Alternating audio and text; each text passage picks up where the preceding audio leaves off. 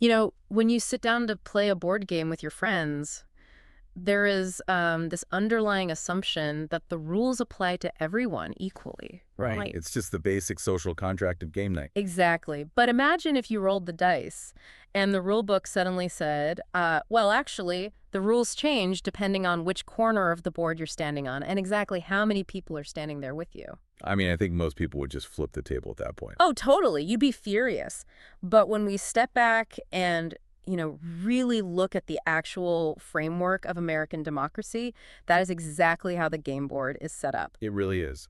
So welcome to this custom-tailored deep dive. Today, we are taking you on a mission to decode the constitutional rules of voting rights and democratic structures. And to do that, we are pulling directly from multi-state bar exam constitutional law prep materials. Yep. Specifically, we're looking at a masterclass called The Jurisprudence Journey. Yeah, and we are using these materials as a sort of shortcut. We want to give you, the listener, the legal X-ray vision to understand how the U.S. Constitution actually governs elections. Because, honestly, the headlines you read about voting rights usually miss the underlying mechanics entirely. They absolutely do. It's usually just noise. Okay, let's unpack this, because there is a massive foundational tension right at the heart of these sources. We are looking at a constant balancing act between two competing forces. Right. On one side, voting is this fundamental constitutional right. But on the other side, states are explicitly allowed to regulate their own elections. Like, they set the deadlines, they print the ballots, they draw the district lines. Exactly. So the entire legal framework kind of boils down to one central question. How much power does the state actually have to keep you away from the ballot box or to minimize the power of your vote? It's all about that friction. It is. You have to view every single election law through that specific lens. How serious is the burden being placed on the voter, and what is the state's justification for it? Because obviously you can't run an election with literally zero rules. No, of course not. I mean, if a state says the polls close at 8 p.m., that is technically a burden on someone trying to roll up and vote at 8:05 p.m. Right. But the state has a totally valid administrative justification there. I mean, eventually you just have to stop and count the votes. Yeah, that makes sense. So the constitutional friction happens when those rules stop being purely administrative and start becoming, well, exclusionary. Exactly. Which means before we even look at who gets to cast a ballot, we really have to look at the math of how those ballots are weighted geographically. Yeah, we are talking about the doctrine of one person, one vote. Right, which comes from the Equal Protection Clause. It does. And the core mechanic here is that districts must have equal populations so that each person's vote carries equal weight. Right. Like, if you live in a district with 10 people and I live in a district with 1,000 people, your representative really only has to listen to 10 voices. While yours is spread incredibly thin. Exactly. My representative has to divide their attention among 1,000 people. Mathematically, your vote is vastly more powerful than mine. But the sources are very careful to point out that the rules for making those districts equal, they are completely different depending on the level of government we are talking about. Yeah, the law actually splits this into two completely separate tracks. Okay, so let's walk through those. The first track is for congressional districts, so the map's drawn for the U.S. House of Representatives. For those, the Constitution requires near-exact population equality. Near exact. Yes. The tolerance for getting it wrong is practically zero. And the sources give this really stark hypothetical to illustrate this. Imagine a state draws two congressional districts, and there is a 40,000 person difference between them. Right. And the state doesn't offer any real mathematical justification for why they couldn't balance it better. Under the rules, that map is automatically unconstitutional. Just immediately struck down. The state has to make a good faith effort to make those numbers mathematically identical. Because when it comes to federal representation in Congress, the courts have interpreted equality to mean literal equality. Literal equality, wow. But the second track operates very differently. That track is for state and local districts. So we're talking state legislatures, city councils, county boards. More local stuff. Right. The Supreme Court shifts the standard here from near exact to what they call substantial equality. Substantial equality, so there's a little wiggle room. Exactly. They will tolerate minor population deviations. Usually they'll accept up to a 5% difference between the largest and smallest district. You know, I was trying to visualize this two-track system, and it kind of feels like slicing a pizza for a massive group of people. Okay, I like where this is going. Right. No. So if it's a congressional pizza, the court is essentially saying you need to bust out a protractor and a digital scale to make sure every single slice has the exact same number of pepperonis down to the gram. Right. Zero moment for error. But if it's a state or local pizza, the rules relax a bit. It's more like, look, just make the slices roughly the same size. And hey, if you need to make one slice a tiny bit bigger so you don't slice straight through the middle of a pepperoni, that's totally fine. That analogy holds up perfectly, actually, Yeah. especially when you consider what those pepperonis represent in the real world. Right. Real communities. Exactly. The local map drawers get that flexibility because the state might have a totally legitimate goal. Like maybe they want to avoid splitting a specific county in half, or they want to keep a really tight-knit neighborhood together in one single district. Because local geography is messy. It doesn't fit on a perfect grid. It doesn't. And the courts recognize that. But, and this is crucial, we have to bust a massive myth right here. The sources really hammered this point. You cannot confuse population equality with proportional representation. What's fascinating here is how often those two concepts are merged in the public consciousness. Oh, constantly. People think they mean the same thing, but they don't. One person, one vote, only guarantees that the districts have the same number of people. It absolutely does not guarantee that the political outcomes will match the statewide popularity of a given political party. Right. I want to make sure we really nail down the mechanics of this because it's so misunderstood. Let's do it. So let's say a political party gets 40% of the overall statewide vote. Naturally, a normal voter would think, okay, well, that party should get roughly 40% of the legislative seats. Sure, that sounds fair on its face. But if they end up winning only, say, 25% of the seats, they cannot just run to a judge and claim a one-person, one-vote violation. They cannot. The courts will look at that claim and basically say, look, the districts have the same number of people, so the Constitution is satisfied. Wow. Yeah. The Constitution protects the equal population weight of your individual vote. It does not protect your political party's right to a guaranteed market share of the government. Right. So if your party's voters happen to be spread out inefficiently across the state, like maybe they are all clustered in just a few major cities, that is just a geographic disadvantage. Exactly. It's politics. Yeah. It's not a constitutional violation of equal population. Okay, so we've established that your vote is mathematically equal to your neighbors. Yes. But that mathematical equality is entirely useless if the state makes it impossible for the candidate you actually want to vote for to get on the ballot in the first place. Oh, absolutely. Which brings us into the concept of ballot access. Right. The courts evaluate ballot access using a sort of sliding scale framework. If a state imposes a minor reasonable rule like, say, requiring a candidate for mayor to file paperwork by March 1st and collect 500 signatures, the courts will usually uphold that. Because it's reasonable. Right. The state has a completely valid interest in preventing voter confusion. They want to keep the ballot from being, 100 pages long with people who aren't even serious candidates. Okay, here's where it gets really interesting, because the sources introduce this concept of stacked burdens. Yes, stacked burden. It's not always one single crazy law that stops a candidate. Sometimes it's a bunch of mildly annoying rules that combine into an impenetrable wall. Exactly. It's like track and field. A 3-foot hurdle is fine. A runner can clear that. But if you put 5 3-foot hurdles back to back, with literally zero space between them, you haven't just made the race harder, you fundamentally changed the physics of the race so no one can jump it. That's exactly it. Yeah. And when a state changes the physics of the race, the courts demand a compelling justification. Give us the example from the text. Okay, so imagine a state says a minor party candidate needs 100,000 signatures to get on the ballot. Okay, that's high, but maybe doable in a really massive state. Right. On its own, maybe doable. But then the state adds that you only have a 30-day window to collect them. Oh, wow. And on top of that, those 30 days happen to be in the dead of winter, 8 months before the election, before any voters are even paying attention. So you're literally standing in a blizzard trying to explain a third-party platform. Exactly. It's mathematically and physically impossible. Yeah. Individually, a deadline is fine and a signature threshold is fine. But stacked together, they create this severe, insurmountable barrier.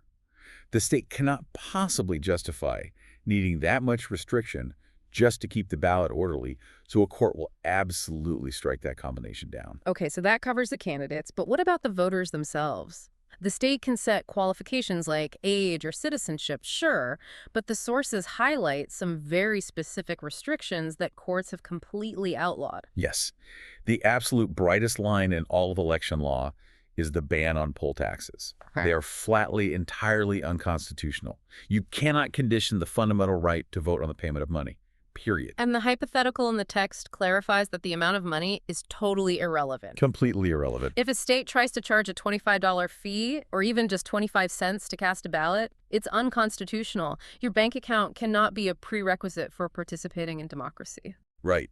Wealth simply cannot be a gatekeeper. What about residency? That was another major restriction the sources covered. Yeah, residency is interesting. Yeah. Obviously, a state only wants actual residents of the state voting in their elections. Sure.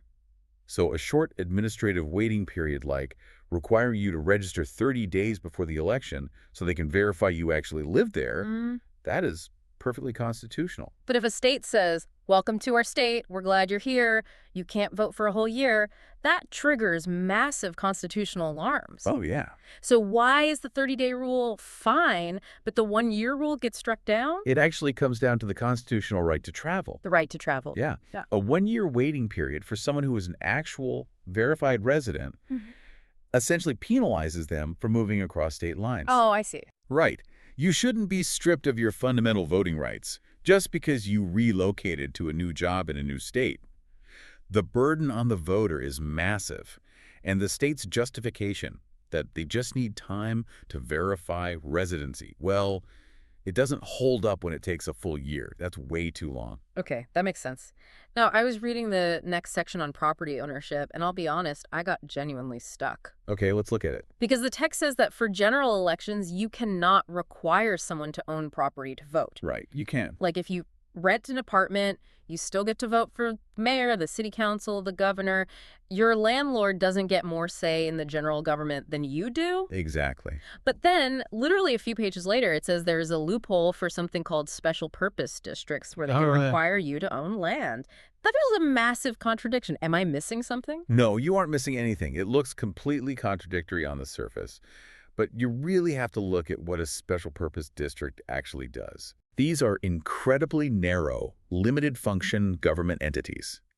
The classic example provided in the materials is an agricultural water storage or irrigation district. So we aren't talking about a town council that repairs roads, funds the police, sets school budgets, anything like that. Not at all. These special districts have zero broad governmental power over the community. All they do is manage water rights for farmland. Oh, okay. And because that function is exclusively tied to the land itself, and the financial costs are usually borne directly by the landowners based on their acreage, the courts give these specific districts the flexibility to restrict voting to property owners. Oh, wow. And sometimes they even let them weight the votes, right? Meaning if you own 1,000 acres of farmland, your vote counts mathematically more than the person who owns 10 acres. Right, which sounds crazy until you remember the context. Yeah, so for general democracy, property requirements are entirely forbidden. But if it's literally just a committee deciding how much water the almond farms get, the rules bend because the scope of power is so narrow. Exactly. The scope of the government's power dictates the strictness of the voting rules. Okay, so the state couldn't stop you with a poll tax, and they couldn't stop your candidate from getting on the ballot with those stacked hurdles. Right. So the ultimate last resort for politicians who want to control the outcome is to manipulate the map itself. Oh boy. Welcome to the districting minefield. Let's get into it. The absolute golden rule from our sources is that you must learn to classify the specific type of districting claim, and you must never, ever merge them together. Because they're legally distinct. Highly distinct. There are 4 distinct buckets: malapportionment, racial gerrymandering, racial vote dilution, and partisan gerrymandering. Well, we already covered malapportionment. That's just the math problem we discussed earlier, the one person, one vote population differences. Exactly. But the next two sound nearly identical to me: racial gerrymandering and racial vote dilution. This raises an important question, right? How do we actually separate those two in practice? Yeah. Let's start with racial gerrymandering. This claim is entirely about the tool or the intent used to draw the map. The tool. Yes. The legal question is, did race predominate the line drawing process? Map drawers are supposed to use traditional principles, keeping districts compact, making sure all the parts touch, preserving city boundaries. The normal stuff. Right. But if the map drawers throw all those traditional rules out the window to create bizarrely shaped, sprawling districts primarily to sort voters based on their race, that is racial gerrymandering. And the text mentions that when a court sees race was the primary tool, it triggers something called strict scrutiny. Can you break down what that actually means mechanically for the state defending the map? Yeah, strict scrutiny is the highest, most unforgiving level of judicial review in constitutional law. It sounds intense. It is. For the map to survive, the state has to prove they had a compelling interest to draw the lines that way, and that the map was narrowly tailored to achieve that interest. In the legal world, there's a saying that strict scrutiny is strict in theory, but fatal in fact. Fatal in fact. Wow. States rarely survive it. Okay, now, contrast that tool-based approach with racial vote dilution. Because this isn't just about the intent behind the map, it's about the real-world effect the map has on the ground. Right, usually evaluated under the Voting Rights Act. It focuses on practical voting strength. So how does that work mechanically? Well, the sources outline two major tactics used to dilute voting strength: cracking and packing. Cracking and packing. Let's look at cracking first. That is when map makers take a geographically concentrated minority community and splinter them across 4 or 5 different districts. So they just break them up. Exactly. They spread those voters so thin that they can never form a majority to elect their preferred candidate in any of those new districts. You essentially dilute their voice into nothingness. Precisely. And packing is the exact opposite strategy. Okay, how does that work?